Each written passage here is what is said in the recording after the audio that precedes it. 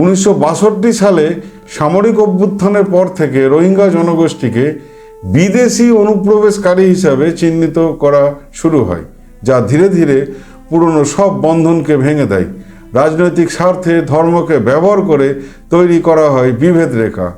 রাতারাতি রোহিঙ্গাদের ঘরবাড়ি জ্বালিয়ে দেওয়া হয়, সেনাবাহিনী তাদের ওপর অত্যাচার শুরু করে এবং তারা পুরো ফ্যামিলির লোকজন নিয়ে বাংলাদেশে পালাতে বাধ্য হয় এবং ধীরে ধীরে তারা বাংলাদেশ থেকে পশ্চিমবঙ্গ তথা ভারতবর্ষে প্রবেশ করে।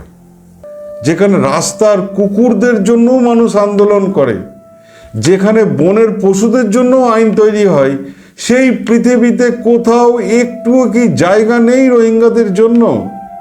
ওই দেখো সাগরে ভাসা রোহিঙ্গাদের ইতিহাস, জলে ভাসে কত লাশ। ওরা রোহিঙ্গা, যাদের নেই আকাশ, কোন দোষে ভিটে ছাড়া, কেন এই ক্ষয়, শুধু জন্মেই তাদের ভুল পরিচয়। নমস্কার।